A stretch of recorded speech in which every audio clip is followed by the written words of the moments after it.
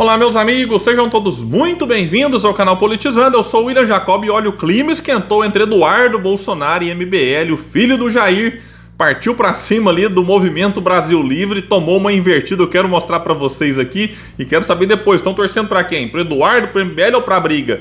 Vou mostrar também que o mercado aumentou a projeção da inflação para esse ano, reduziu a projeção do crescimento do PIB, qual que é a consequência disso? E também vou trazer que o influenciador da direita, extrema-direita, foi mais um que mirou em Lula e acabou acertando em Bolsonaro. Vou explicar mais antes, eu quero agradecer. Quando eu parei para gravar esse vídeo, estava quase alcançando 124 mil inscritos. Muito obrigado a todos aqueles que já estão inscritos no canal. Quem não tá e puder, se inscreva, ativa o sininho, deixa like se gostar do vídeo, se não gostar, mete o dedo no dislike, não tem problema, comenta, compartilha, tudo isso é muito importante para que a gente chegue em mais pessoas, para que elas venham para cá, porque aqui a gente luta por um Brasil melhor. Pessoal, é o seguinte, com a derrota de Bolsonaro, a briga da direita, extrema-direita, aumentou bastante. É por isso que eu vou trazer para vocês terem uma ideia do que está acontecendo aí nas redes sociais. O MBL vem tentando se fortalecer novamente, depois de ter perdido e muito a força que tinha.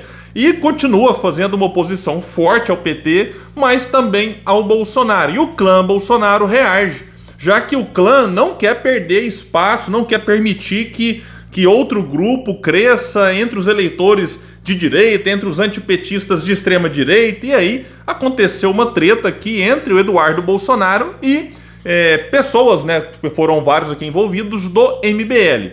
E essa treta começou por quê? No sábado, dia 4, o deputado federal Kim Kataguiri, que é do União Brasil do estado de São Paulo, disse que estão dadas as provas para que o ex-presidente Bolsonaro seja processado, condenado e preso.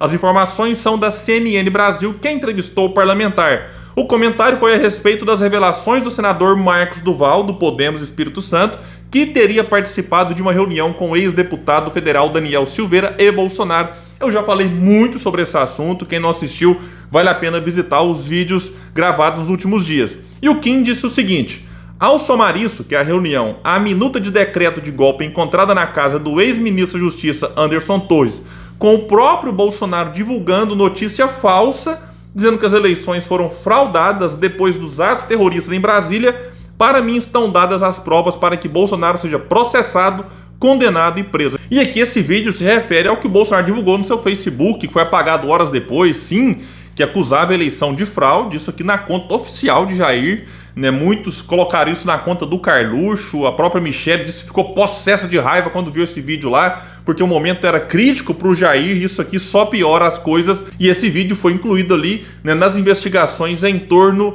de Jair e também do dia 8. Aí o que aconteceu? O Eduardo pegou o link que eu dessa matéria, acabei de ler para vocês, publicou no seu Twitter e escreveu o seguinte: pelo visto, o pessoal que acha que refugiada ucraniana é fácil porque é pobre, ainda não aprendeu a lição e seguem sendo papel higiênico de socialista.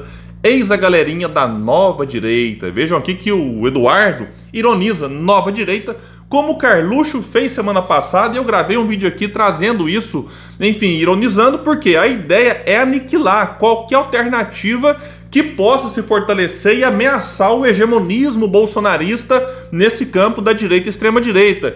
E aí o Eduardo fala aqui das refugiadas da Ucrânia, lembrando do episódio em que Renan Santos e Arthur Duval estavam lá na Ucrânia. Mamãe Falei gravou áudios ali para um grupo, enfim, isso aqui teve uma repercussão gigantesca. Eu falei disso na época, depois o Mamãe Falei perdeu o mandato e está inelegível por 8 anos.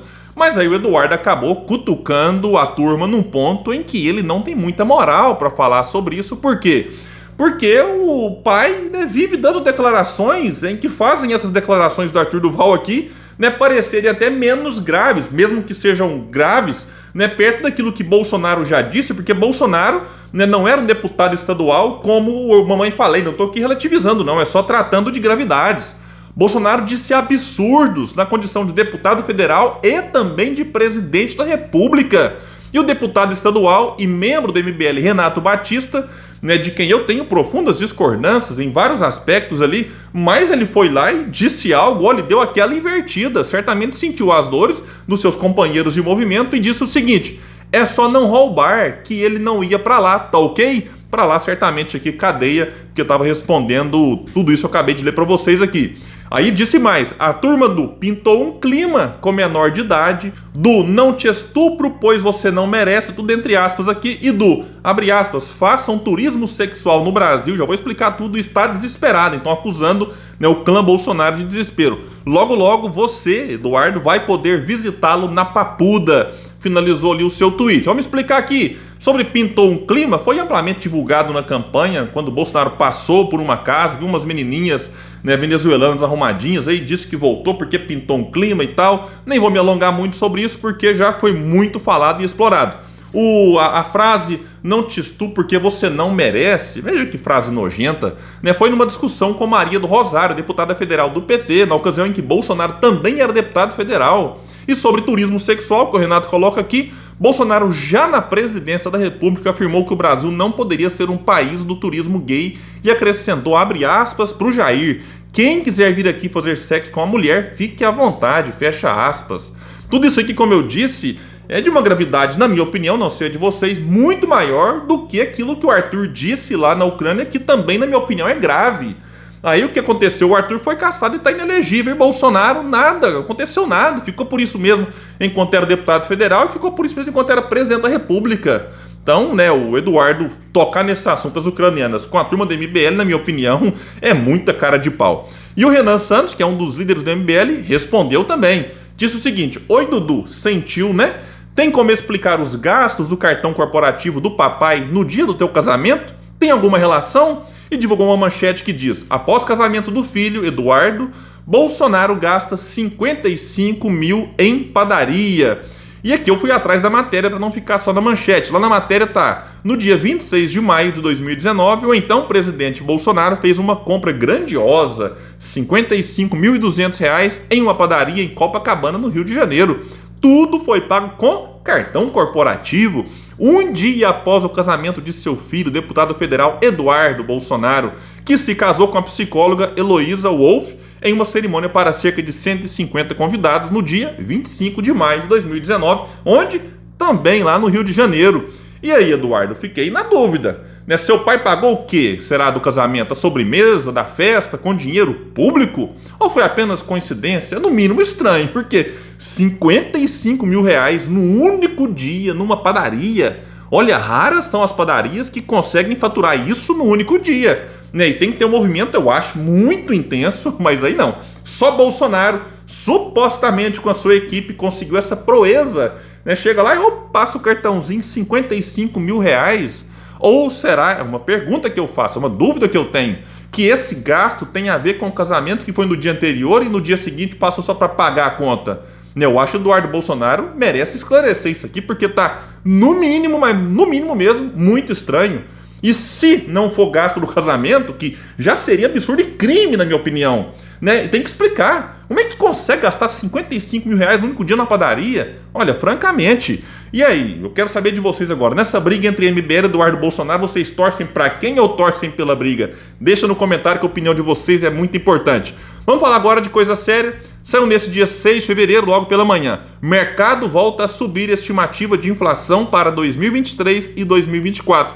Vai dizer que a inflação deve terminar este ano com 5,78%, segundo a nova edição do relatório Focus do Banco Central. Economistas baixam projeção para o PIB. Aqui vai trazer que na semana passada a projeção para a inflação era de 5,74% e agora então está em 5,78%. Uma pequena oscilação para cima. Segundo o Conselho Monetário Nacional, CMN, a meta de inflação para este ano é de 3,25%. Como há um intervalo de tolerância de 1,5 ponto percentual para cima ou para baixo, ela será cumprida se ficar entre 1,75 e 4,75. Lembrando que a meta do ano passado não foi cumprida e ficou acima também, né, dessa tolerância que o Banco Central estipula. Agora, ou seja, a projeção está acima, né, da meta e também acima do nível de tolerância. E adivinha o que nós poderíamos ter em breve? Aumento na taxa Selic. Lembrando que hoje o Brasil tem a taxa de juro real mais alta do planeta Terra. Mas é assim, se o tomate sobe, não importa o motivo, né? Já tem uma turma do Banco Central falando em aumentar os juros para conter a inflação. E com esse juro é praticamente impossível o país crescer. E por falar nisso, vejam bem, previsão do crescimento do país caiu, né? Um pouquinho mas assim, Isso aqui é mais uma evidência de que tem muita coisa errada no país e não é possível que não vão mudar esse modelo econômico. Então a projeção do crescimento do PIB para 2023 era de 0,8%, pífio. Agora reduziu para 0,79%. Né? A previsão para 2024 é de 1,5%. Pode mudar dependendo do que o governo fizer? Pode ser que piore, pode ser que melhore.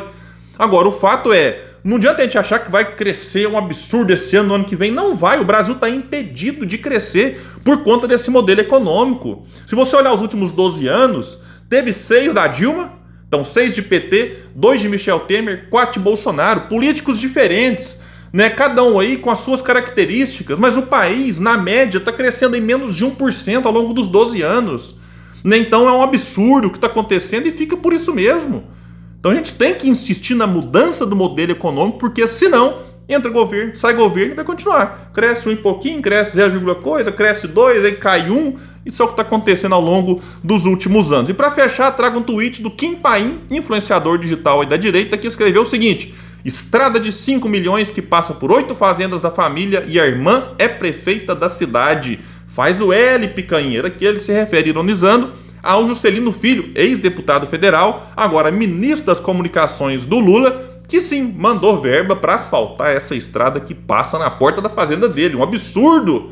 Mas o Kim, defensor de Bolsonaro, se esqueceu de dizer nesse tweet que esse dinheiro foi enviado quando? Durante o governo Bolsonaro, através do tal orçamento secreto ou emenda de relator. Então, Kim, fica mal fazer esse tipo de provocação, sendo ele um defensor de Bolsonaro e esse recurso tendo sido destinado no governo Bolsonaro. Então é isso, é o Brasil que a gente não pode desistir, apesar de tantas dificuldades e tantos problemas. Pessoal, valeu, quem puder, espalha, compartilha esse vídeo, bora trazer mais pessoas para esse espaço, porque aqui a gente luta por um Brasil melhor.